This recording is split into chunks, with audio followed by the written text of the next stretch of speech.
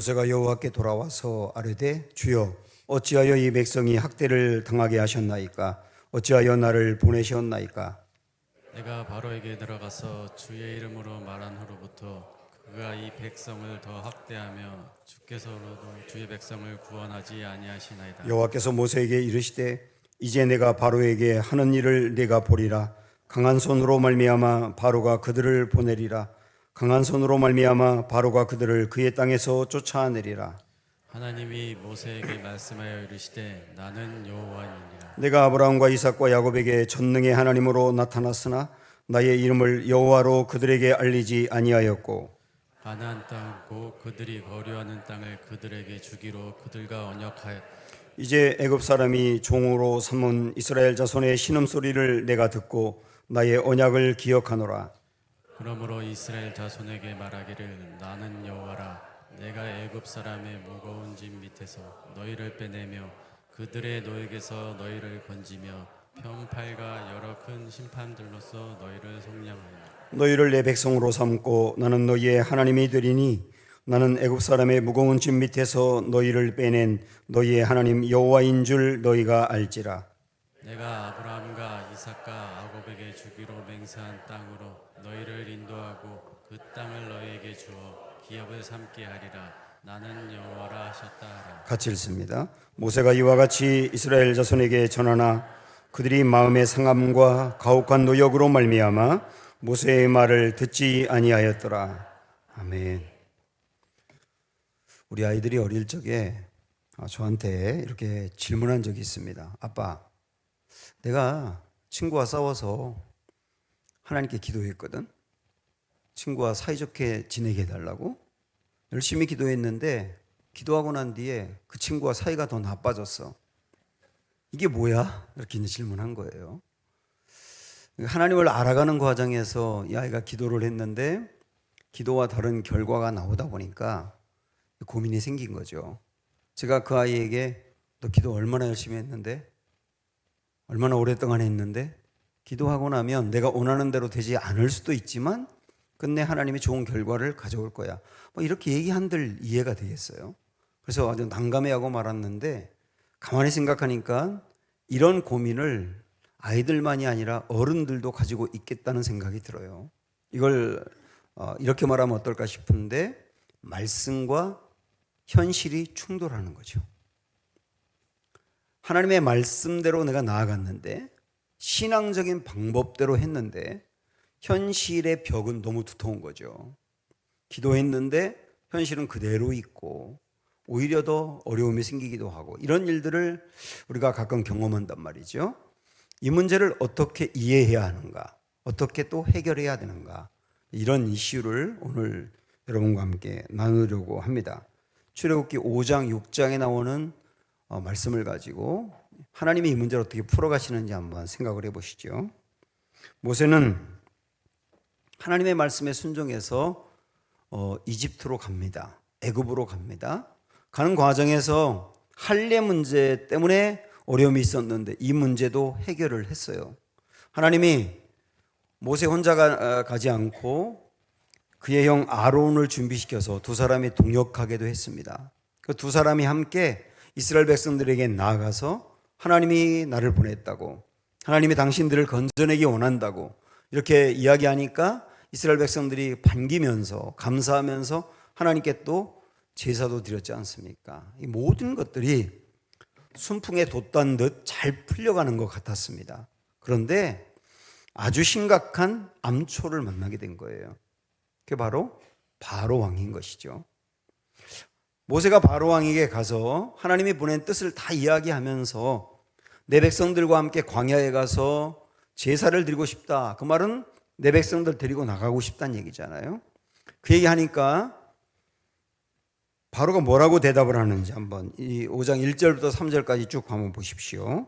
그 위에 모세와 아론이 바로에게 가서 이르되 이스라엘의 하나님 여호와께서 이렇게 말씀하시기를 내 백성을 보내라. 그러면 그들이 광야에서 내 앞에 절기를 지킬 것이니라 하셨나이다.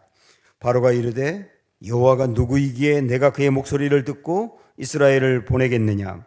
나는 여호와를 알지 못하니 이스라엘을 보내지 아니하리라. 그들이 이르되 히브리인의 하나님이 우리에게 나타나셨은즉 우리가 광야로 사흘 길쯤 가서 우리 하나님 여호와께 제사를 드리려 하오니 가도록 허락하소서. 여호와께서 전염병이나 칼로 우리를 치실까 두려워하나이다. 자, 요 말씀 속에서 하나님을 이렇게 표현한 걸 먼저 보고 가고 싶어요. 하나는 이스라엘의 하나님이라고 했거든요. 이스라엘의 하나님. 앞부분에 그게 나오죠. 이스라엘의 하나님. 그런데 뒤에 가서는 또 하나님을 어떻게 표현했냐면 히브리인의 하나님. 이렇게 각각 다르게 표현합니다. 이걸 잠깐 보고 가겠습니다. 이스라엘은 나라의 이름이고 히브리는 민족의 이름이거든요. 지금도 이스라엘 사람들을 히브리인이라고 부르고 그들의 언어를 히브리어라고 합니다. 우리는 이스라엘에 대해서는 잘 알고 있고 히브리에 대해서는 좀 어색하기 때문에 히브리에 대해서 말씀을 드리면 히브리라고 하는 말은 하피루라고 하는 말에서 나왔거든요. 하피루가 밑바닥 인생이라는 뜻이에요. 아무것도 없는 사람, 하피루라고 말하는데 아마도 이스라엘 백성들이 애굽에서 노예 생활을 할 때 그들이 완전히 밑바닥 인생이었기 때문에 그렇게 부르게 된 것 같아요. 하피루 이렇게 말하는데, 그러나 여기 오늘 말씀에서 뭐라고 그랬냐면 하나님은 히브리인의 하나님이라고 말씀합니다. 하피루의 하나님이라는 거죠. 다른 히브리서 말씀을 보더라도 이런 말씀이 있어요. 그들이 이제는 더 나은 본향을 사모하니 곧 하늘에 있는 것이라. 이러므로 하나님이 그들의 하나님이라 일컬음 받으심을 부끄러워하지 아니하시고. 여기서 말하는 그들은 누굴 말하느냐면 하나님을 믿으면서 모진 고난을 당한 사람, 그 사회에서 완전히 밑바닥으로 떨어진 사람이거든요. 그런 사람들의 하나님이란 얘기예요. 우리 하나님은 하피루의 하나님이란 얘기죠. 하나님의 하피루의 하나님인데 하피루의 하나님이 되는 것을 부끄러워하지 않는다는 거예요. 하나님도 내 민족이 세계를 지배하고 힘있고 능력 있으면 자부심이 있을 거 아닙니까? 내 백성이 이 정도야. 그런데 하나님은 하나님의 백성이 완전히 밑바닥 인생이거든요. 그런데도 그들을 사랑하시고 그들을 부끄러워하지 않는다. 이 참 귀한 말씀 아닙니까? 그런데 이렇게 본다면 우리의 그 삶이 가난하고 그리고 병들고 정말 이 사회에서 보잘것없이 밑바닥 인생을 사는 것도 하피루 인생인데, 그러나 우리 마음의 하피루라는 게 있어요. 마음의 하피루. 마음의 하피루는 뭐냐면 나는 아무것도 아니고 하나님의 은혜와 도움이 없이는 살 수 없고 오직 하나님으로만 힘을 낼 수 있어요. 하나님이 저를 늘 도와주셔야 돼요. 이러는 사람들이 누구냐면 하피루의 마음이 있는 사람들이에요. 하나님은 이런 분들의 하나님이 되신다. 이런 이들의 하나님이 되신다. 그리고 그런 이들의 하나님이 되시는 것을 부끄럽게 여기지 않는다. 이 말씀이죠. 기독교 역사를 보면 기독교가 어떤 나라에 이제 들어가기 시작하지 않습니까? 예수님을 몰랐던 나라에 예수님이 이제 선교사님들을 통해서 이렇게 증거되고 그러면서 기독교인들이 막 늘어나는데 거의 대부분의 나라는 처음 그 나라에 들어가면 하피루들에게 복음이 들어갔어요. 그 사이에 가장 하층민들, 밑바닥 인생들에게 복음이 들어갑니다. 그러면 하피루들이 복음을 받아들이는데 시간이 지나면 그 하피루들이 그 사회에서 주류로 바뀌거든요. 거의 복음이 들어간 나라마다 복음을 받아들이면서 그렇게 변하게 되거든요. 그래서 주류 인생이 되는데 주류 인생이 되면서 문제는 뭐냐면 그 사람들이 살만하고 세상을 이제 지배하고 능력이 있고 그러다 보니까 마음에 하피루 마음을 잃어버리는 거예요. 교만해지고 하나님을 그렇게 중요하게 여기지 않고 우리의 능력과 힘으로도 얼마든지 살 수 있다고 생각하고 이런 게 뭐냐면 하피루 마음을 잃어버리는 거거든요. 그러면 어떻게 되느냐? 하나님이 그곳에서 촛대를 옮기십니다. 촛대를 옮긴다는 말은 하나님이 움직이신다는 거예요. 그러다 보면 어떻게 되느냐면 교회는 다니고 기독교인이라고 하지만 상당히 피상적인 신앙생활을 하는 거죠. 거기 어떤 힘도 능력도 없고요. 그냥 교회를 가긴 가되 취미처럼 레저 활동하듯 사회 활동하든 하듯 그렇게 그냥 신앙생활 할 뿐 거기에 무슨 힘이 없단 말이죠. 하나님이 촛대로 옮기고 나면, 그리고 하나님이 그곳에 촛대로 옮기면 또 어디로 가느냐면 하피로 찾아가는 거예요. 하피로 또 찾아가요. 마음이 하피로인 사람, 그런 사람들 찾아가요. 그리고 그들을 또 불러 일으켜 세운단 말이죠. 근데 그렇게 또 하나님의 은혜로 일어난 사람들이 또 하피로 마음을 잃어버리면 하나님은 또 움직이신단 말이죠. 이런 것들이 그동안 기독교 역사에서 거의 틀림없이 반복적으로 이루어진 일입니다. 이걸 보면서 오늘 우리는 여기 하피르인의 하나님이라고 하는 이 말씀을 보면서 내가 신앙생활 요즘 잘하고 있는가, 내 신앙이 요즘 살아있는가 하는 걸 어떻게 알 수 있느냐면 내 마음이 하피로 마음이 있는가 하는 거예요. 하피로 마음이 있는가. 우리 주님 말씀하세요. 하피로와 주님은 함께한다. 하피로의 하나님이 된다. 이렇게 말씀하십니다. 자, 이걸 잠깐 봤고 이제 모세가 바로에게 내 백성들과 함께 광야로 가야 되겠다. 그러니까 내 백성들을 내놔라.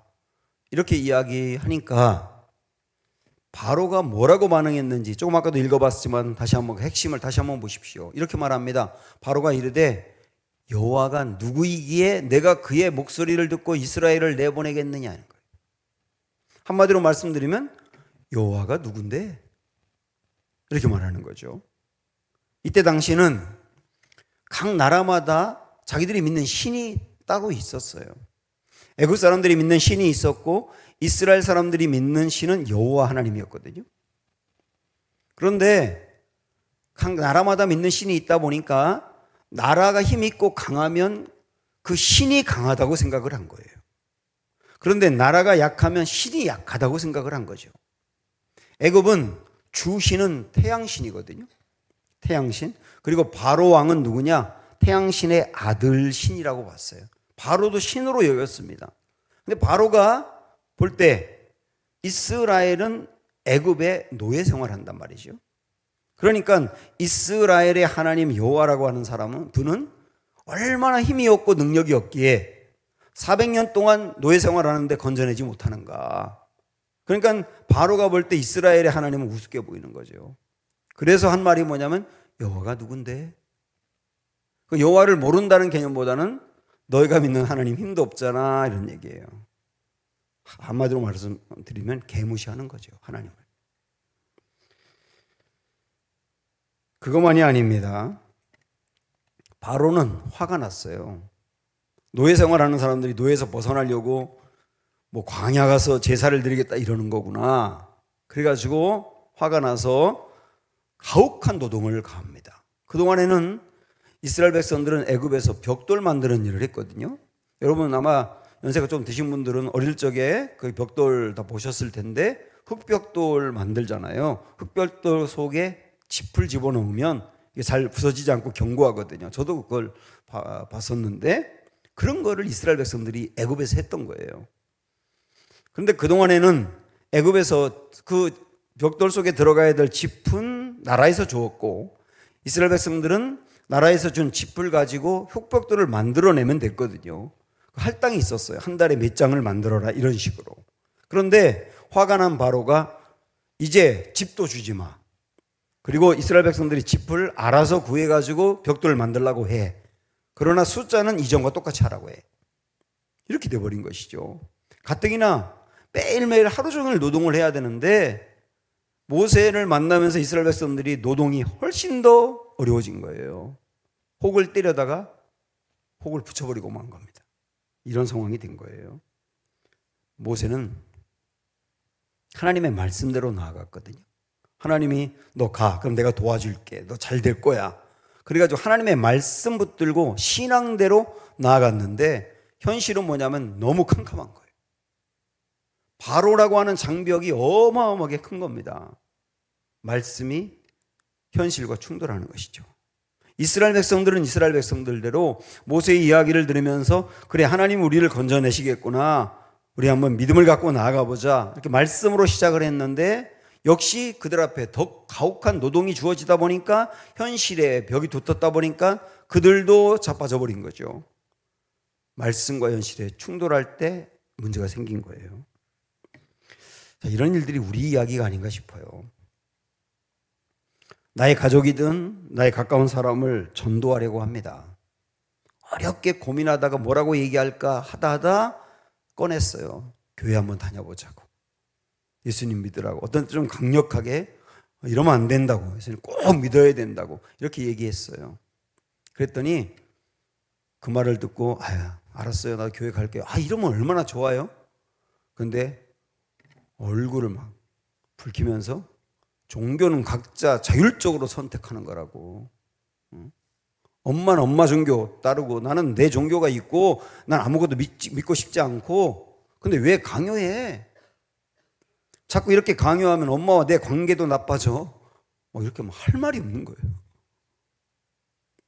말씀 붙들고 나아갔는데 현실과 충돌하는 거죠. 어떤 이는 전 교회를 다녀보겠다고 결심을 했습니다. 이 교회 다니는 게 보통 결심이 아니잖아요.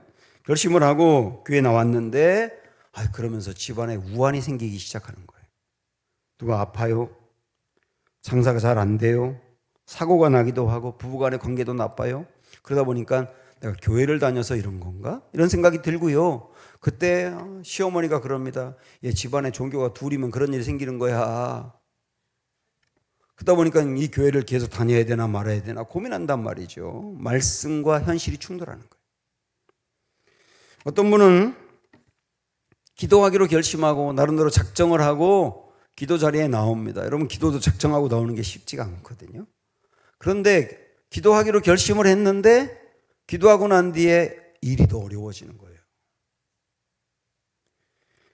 그러니까 기도를 그만둬야 되는 게 아닌가.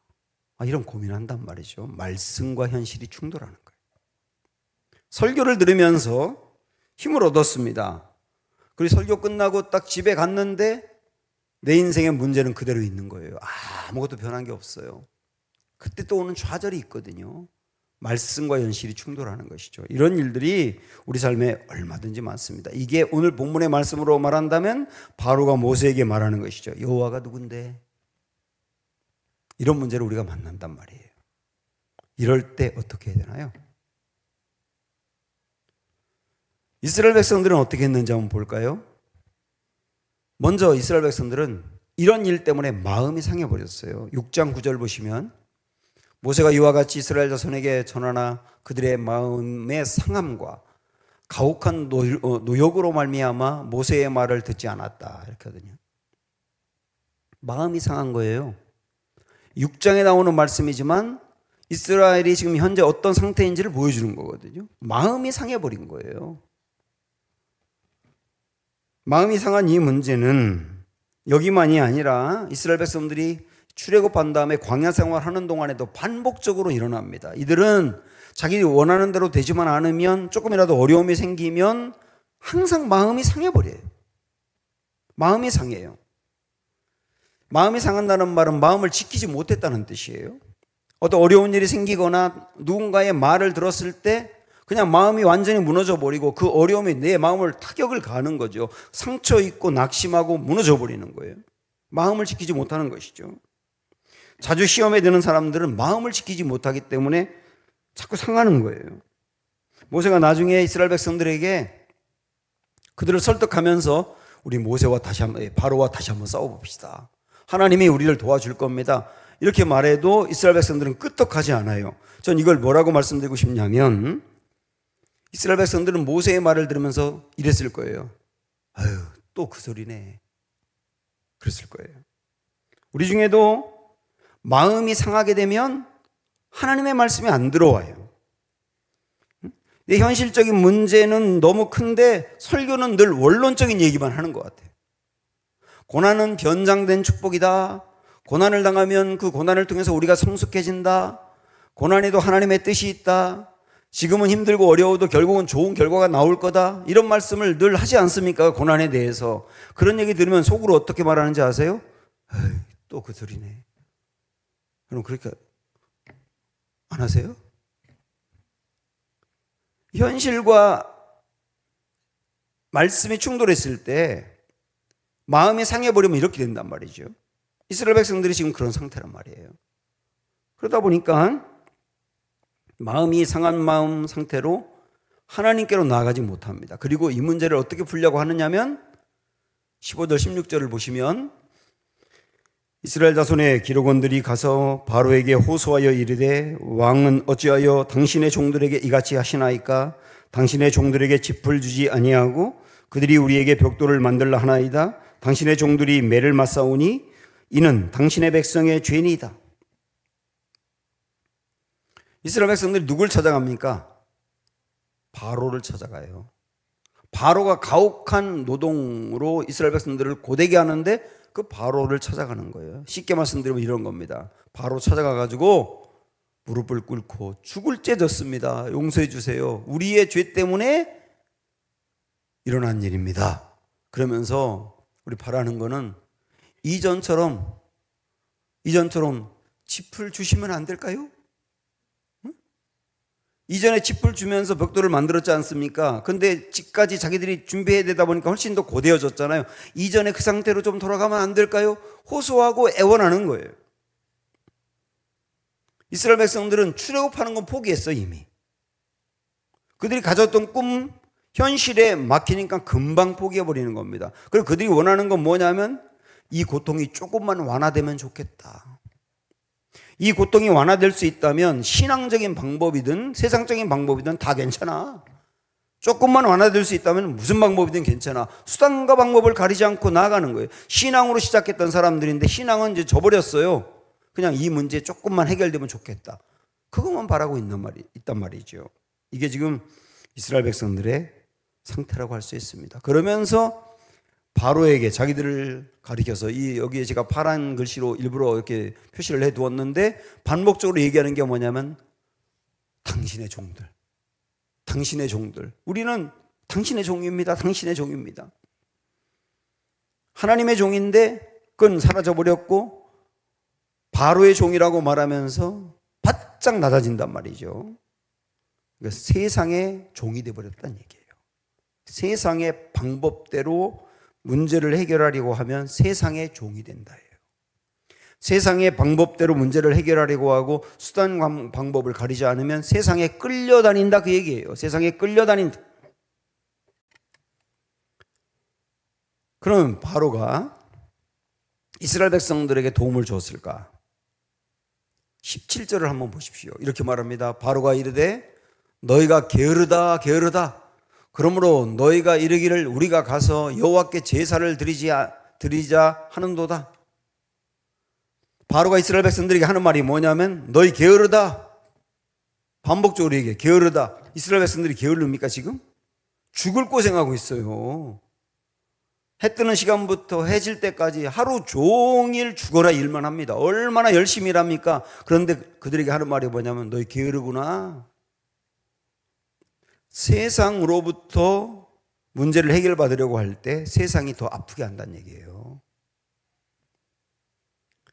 신앙을 제쳐두고 수단과 방법을 가리지 않고 세상적인 방법으로라도 해결만 하면 돼라고 매달려 버리면 해결이 되는 게 아니라 세상으로부터 상처를 더 받는다는 얘기예요.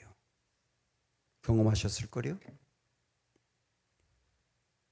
하나님의 음성은 우리를 위로하고 세워주지만 세상의 방법은 우리를 가혹하게 하고 힘들게 만드는 거예요. 냉정하거든요. 그래서 절대로 수단과 방법 의지하지 말아야 한다. 신앙으로 시작했으면 신앙으로 계속 가라. 이걸 말씀해 주는 거예요. 모세는 어떻게 했을까요? 지금까지는 이스라엘 백성들이 어떻게 했는지를 보았고 이제는 모세는 어떻게 했는지를 잘 보십시오. 자, 22절, 23절 보십시오. 모세가 여호와께 돌아와서 아뢰되 주여 어찌하여 이 백성이 학대를 당하게 하셨나이까?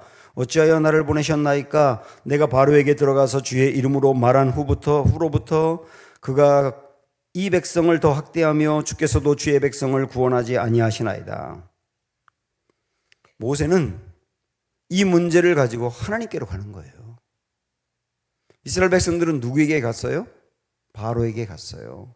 모세는 누구에게 가요? 하나님께 가는 거예요. 모세가 하나님께 가서 기도하는 내용을 보면 기도가 거칠어요. 하나님께 막 따집니다. 원망도 쏟아냅니다. 하나님 이게 뭡니까? 하나님이 나를 가라고 해서 갔는데 그럼 하나님 도와주셔야죠. 저 때문에 이스라엘 백성들이 더 힘들어졌잖아요. 제가 얼마나 미안한지 아세요? 이제 제 말 들으려고도 안 할 거요. 하나님 저 다 무시당했어요. 이게 뭡니까? 굉장히 기도가 거칠어요. 그러나 중요한 건 뭐냐면 어찌했든 하나님께 나아갔다는 거예요. 문제가 있을 때 이 문제를 풀어가는 데 있어서 어찌했든 하나님께 가지고 나아갔다는 거예요. 이거는 말입니다. 이때만이 아니고 광야 생활하는 동안 모세가 반복적으로 하는 일이에요. 홍해가 가로막혀 있을 때 이스라엘 백성들은 원망을 쏟아내거든요. 그때 모세는 이 문제를 갖고 하나님께 나가요. 마라라고 하는 그 샘물에 물 때문에 아주 목말라서 허덕일 때 그 물을 마셨는데 너무 써요. 그러니까 이 백성들이 막 원망하고 난립니다. 그때도 모세는 이 문제를 갖고 하나님께 나아가요. 사람들이 모세를 공격해도 모세는 함께 싸우는 게 아니라 꼭 하나님께 갖고 가요. 하나님께 가서는 다 쏟아냅니다. 막 거칠게 기도하는 거예요. 괜찮아요. 중요한 거는 하나님께 가지고 간다는 거예요. 하나님께 가지고 간다. 그리고 결국은 거기서 해답을 가지고 나오거든요. 현실과 말씀이 충돌할 때 우리가 선택할 수 있는 가장 중요한 길을 말하는 거예요. 단순합니다. 그러나 중요합니다. 어떻게 하라고요? 어찌했든 하나님께 가지고 가라. 인생의 고비를 만난 분들, 암초를 만난 분들, 하나님이 침묵하는 것 같은 분들 꼭 말씀드립니다. 그래도 기도하십시오. 그래도 하나님께 나아가십시오. 그럼 하나님 응답하셨나요? 응답하셨어요. 투덜대는 기도도 하나님 응답하십니다. 그런데 응답한 내용이 6장 이제 1절부터 8절까지 쭉 나오는데요. 여기 보면 물론 하나님이 모세에게 내가 내 백성들 결국 이끌어낼 거야. 내가 강한 손으로 그들을 이끌어내고 바로가 이스라엘 백성들을 내놓게 할 거야. 이렇게 확신을 주기도 했습니다만은 여러분 지금부터 잘 들으셔야 돼요. 하나님이 모세의 기도에 응답한 포인트가 있어요. 그 포인트가 뭔지 세 군데 말씀을 쪼로로 보겠습니다. 2절에 보면 하나님이 모세에게 말씀하여 이르시되 나는 여호와니라. 6절에 보면 그러므로 이스라엘 자손에게 말하기를 나는 여호와라. 내가 애굽 사람의 무거운 짐 밑에서 너희를 빼내어 그들의 노역에서 너희를 건지며 이렇게 나오죠. 8절에 보면 내가 아브라함과 이삭과 야곱에게 주기로 맹세한 땅으로 너희를 인도하고 그 땅을 너희에게 주어 기업을 삼게 하리라. 나는 여호와니라. 자, 하나님의 응답이 뭡니까? 나는 여호와니라. 이게 응답이에요. 실망하셨습니까? 모세가 드린 기도는 이런 거였거든요.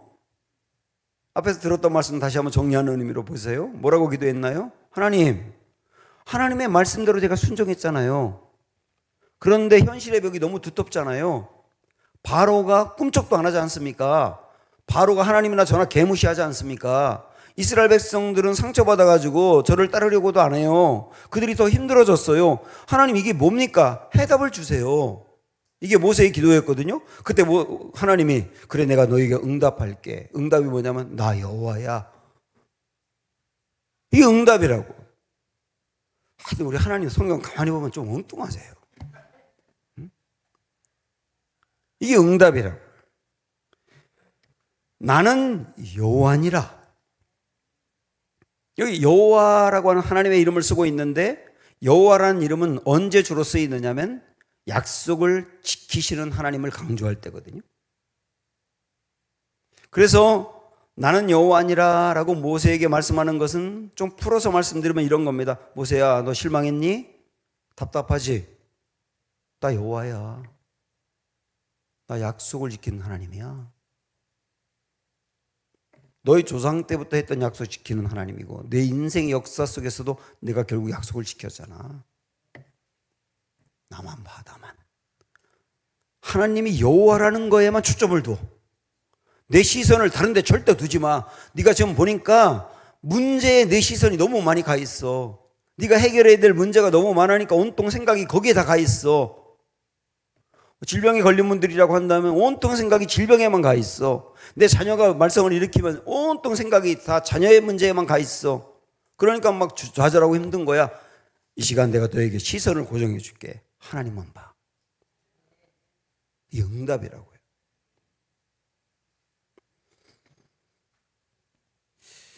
하나님 이런 방법으로 풀어가시는데 예레미야 33장에 봐도 비슷한 말씀이 있어요. 보세요. 예레미야가 아직 시위대 뜰에 갇혀 있을 때에, 예레미야가 지금 어떤 상태입니까? 갇혀 있는 상태예요. 깜빵에 가 있는 상태예요. 이스라엘 백성들에게 죄를 짓지 말라고 막 강력하게 혼을 내고 이러면 우리나라 망한다고 바른 소리 하다 보니까 잡혀서 옥에 갇혔어요. 거기 있을 때 이어서 보세요. 여호와의 말씀이 그에게 두 번째로 임하니라. 어떤 말씀을 먼저 줬는데 아마 예레미야가 그 말씀 듣고도 힘들어하는 것 같아요. 하나님이 두 번째로 말씀을 주세요. 그런데 이르시되 뭐라고 하느냐면 이 일을 행하시는 여호와, 그것을 만들며 성취하시는 여호와, 그의 이름을 여호와라 하는 이가 이르시되 그래요. 하나님이 힘들어하는 예레미야에게 하시는 말씀이 뭐냐면 나 여호와야예요. 여기도 나 여호와야. 예레미야 너 힘들지? 나 여호와야. 나 여호와는 일을 이루시는 분, 일을 성취하시는 분, 여호와 약속을 지키는 분이야. 너 이거 붙들어야 힘을 낼 수 있어. 그러는 거거든요. 그리고 난 다음에 이어서 하시는 말씀이 뭐냐면 우리 이 말씀 좋아하지 않습니까? 너는 내게 부르짖으라 내가 내게 응답하겠고 내가 알지 못하는 크고 은밀한 일을 내게 보이리라. 우리 3절을 엄청 좋아하는데 3절 전에 2절을 중요하게 보셔야 돼요. 하나님이 예레미야에게 내가 너 도와주고 크고 은밀한 일 네가 보게 될 거야. 그러나 그 전에 반드시 내 마음에 품어야 될 게 있어. 여호와가 누군지를 품고 온통 시선을 거기에 향해. 그래야 너 살 수 있어. 이러는 거잖아요. 기도응답은 문제가 해결되는 게 분명히 있어요. 근데 그거 이상입니다. 기도하기 전에 모세에게 바로는 너무 큰 사람이었어요. 이 바로라고 하는 거 생각하면 뭐 온통 너무 괴로웠어요. 왜냐면 자기가 해결할 수 없는 문제니까요. 그러다 보니까 주눅 들고 절망했거든요. 그런데 기도하면서 하나님만 봐. 하나님이 누군지 깊이 묵상하고 하나님 붙들어야 돼. 이러고 나니까 그렇게 크고 견고했던 바로가 작아 보이는 거예요. 그리고 하나님이 커 보이는 거예요. 이게 기도응답이라니까요. 이걸 다르게 말하면 문제 가운데 기도하면 하나님의 음성이 들리고 믿음을 구사할 힘이 생긴다. 이렇게 말씀드리고 싶어요. 현실이라고 하는 견고한 문제 앞에서 믿음을 구사할 힘이 생겨요. 내 안에 있는 믿음, 내가 믿고 있는 하나님, 그 하나님을 의지하고 그 문제와 싸울 힘이 생긴다 그 얘기예요. 믿음으로 전진하여 나아가고 싶은 소망이 생긴다 그 말이에요. 이게 기도의 놀라운 은혜입니다. 그래서 기도해야 되는 거예요. 제 친구 목사가 목회하는 교회 30대 집사님, 여자 집사님이 암에 걸렸어요. 이분이 시골로 요양차 내려가면서 목사님에게 기도해 달라고 찾아왔습니다.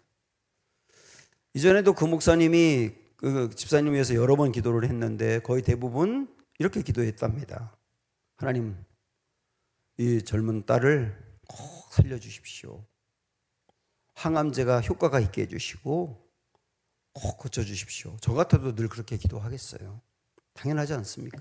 그렇게 기도했어요. 그런데 그날 그렇게 기도하려고 하는데 입이 딱 막히더니 마음에서 성령님이 기도의 제목, 기도의 내용을 주시는 거예요. 어떤 내용이냐면 처음부터 끝까지 다 하나님이 어떤 분인지를 선포하는 내용이에요. 하나님은 살아계십니다.